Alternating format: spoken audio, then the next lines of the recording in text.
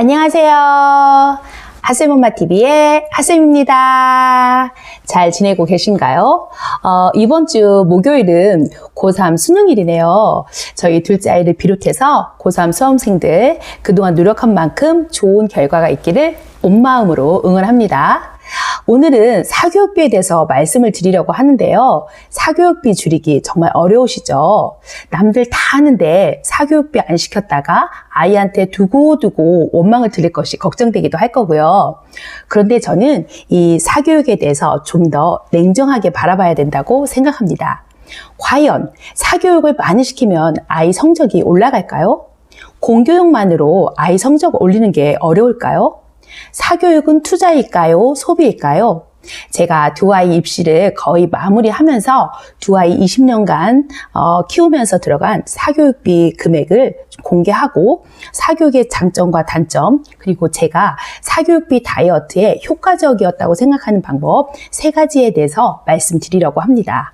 먼저 아이가 입시가 마칠 때가 되면 대부분 우리 부모님들은 50대가 되실 텐데요.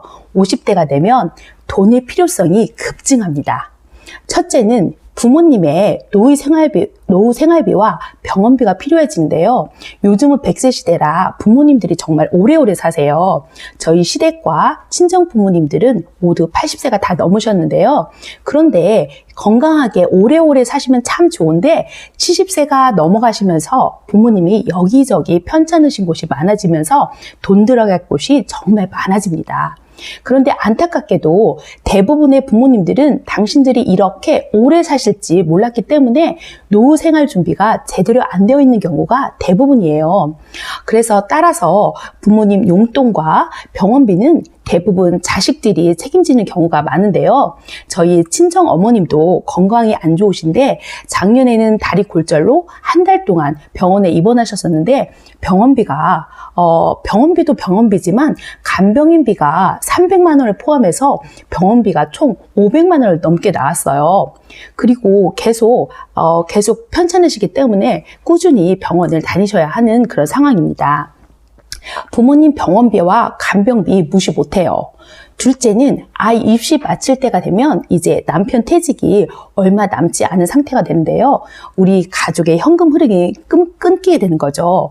그렇게 되면 부모님 돌봄비는커녕 이제 우리 두 부부의 노후 준비까지 필요합니다.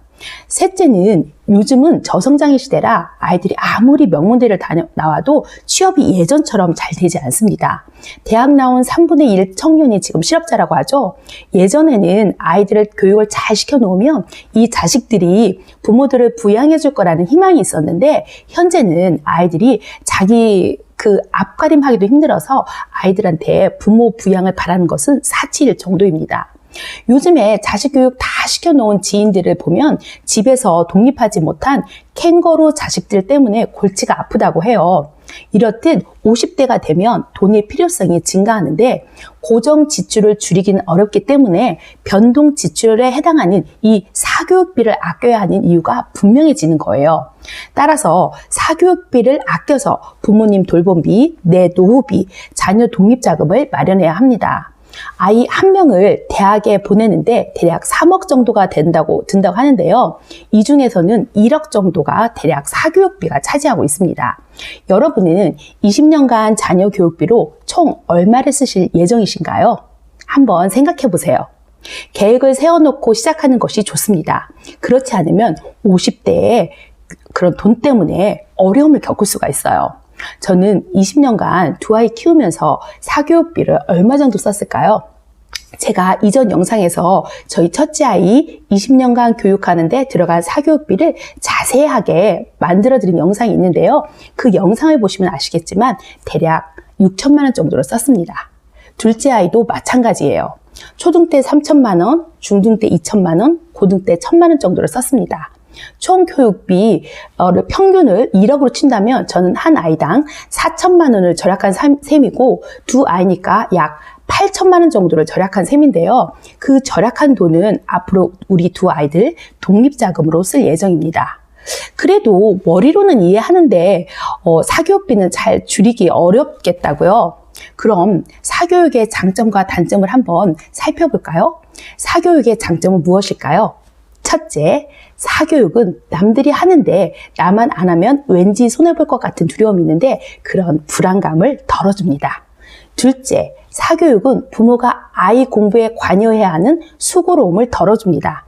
아무래도 아이가 집에서 혼자 공부한다고 하면 부모가 집에서 편하게 쉴 수가 없어요. 아이들 학원에 맡기면 부모가 편한 것은 사실입니다. 게다가 아이가 집에 있는 시간이 줄어드니 아이한테 잔소리하는 시간도 좀 줄어들고요. 셋째, 그냥 집에 놔두면 공부 안 하는 아이들을 강제로 공부할 수밖에 없는 강제 시스템이 들어가게 해주기 때문에 학교 수업을 따라가기 벅차하고 의지가 약한 중위권 아이한테는 어느 정도 효과가 있는 것도 사실입니다. 넷째, 시험 기간이 되면 학원에서 불러서 따로 공부를 시켜주기에 그나마 이 정도 성적이 나오는 것은 학원이라도 다니기 때문이라는 생각마저 듭니다. 다섯째, 학원에 가면 아이가 친구를 만날 수가 있기 때문이에요. 친구 따라 강남 가듯이 친구 따라 공부하면 좋겠다는 부모님의 소망이 담겨 있습니다. 그렇다면 이번에는 사교육의 단점을 한번 살펴볼까요? 첫째, 아이가 원하지 않는데 남들이 하니까 나도 덩달아 따라하는 사교육은 가성비가 떨어지는 투자입니다. 마음이 없으면 보아도 보이지 않고 들어도 들리지가 않습니다. 우리 아이는 그냥 학원에 가서 전기세와 난방비를 내주는 들러리가 됩니다. 둘째, 사교육을 많이 시킬수록 아이의 공부 주도성이 떨어져요. 학원 의존성이 커져서 혼자 공부할 줄 모르기 때문에 초등 때부터 사교육에 의존하면 중두 때 고등학교에 가면 갈수록 사교육비는 눈덩이처럼 늘어날 수밖에 없습니다. 가까운 지인이 아이 둘을 대치동 학원가를 이용해서 명문대에 합격시켰는데요. 사교육비가 장난이 아니었습니다. 대치동 탑클래스 학원에 보내면서 그 레벨을 유지하기 위해서는 주말에 과외까지 시켜야 했다는데요. 한 달에 두 아이 사교육비로 수백만 원을 썼다고 합니다. 셋째, 사교육을 많이 받게 시키면 아이 공부 집중력이 떨어집니다. 고등 가면 학교 공부와 수행평가, 내신 준비 등으로 할 일이 많은데 거기에 학원에 가는 시간과 학원 숙제까지 얹어 놓으면 아이가 스트레스와 압박감을 받게 됩니다. 우리 어른들도 직장에서 가장 스트레스가 심할 때가 내 역량 이상의 일이 쓰나미처럼 몰려올 때거든요. 압박 스트레스가 심하면 아이가 번아웃이 오거나 소화가 안 되는 신체화 증상 또는 우울증과 같은 정신병에 걸릴 수도 있습니다.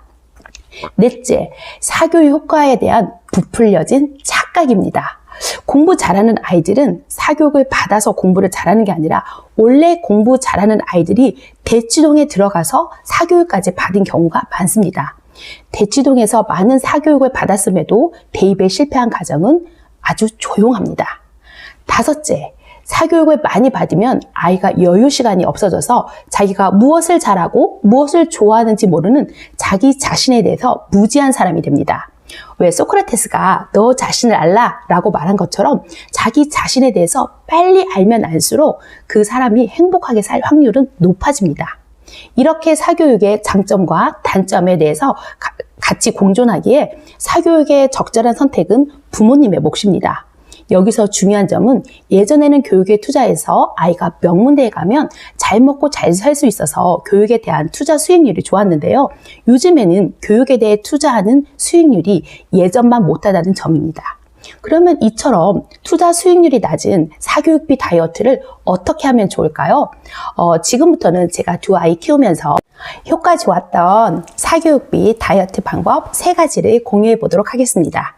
첫째, 우리 집 경제 상황에 맞게 20년간 쓸 총 사교육비 비용을 먼저 정해보세요. 사교육비는 각자 자기 집의 경제 상황에 맞게 써야 합니다.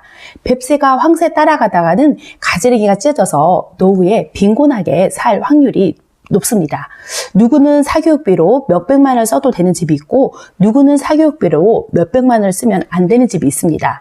저는 교육비가 매달 우리 집 수입의 한 10%를 넘어가지 않는 것을 추천합니다. 왜냐하면 부모님 노후, 내 노후, 아이 독립자금을 마련해 주기 위해서는 최소한 우리 집 수입의 40% 이상은 저축을 해야 되기 때문입니다. 둘째, 아이가 꼭 원하거나 아이가 꼭 필요하다고 생각하는 곳에만 사교육비 쓰는 것을 추천합니다.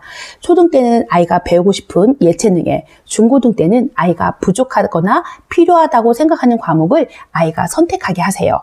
셋째, 아이한테 우리 집 형편에 맞게 20년간 쓸 사교육비의 총액을 공유하고 그 돈을 안 쓰고 너가 스스로 공부하면 아이에게 앞으로 사회에 나갈 때 그 독립자금으로 사용할 수 있게 해주겠다고 공언을 한번 해보세요.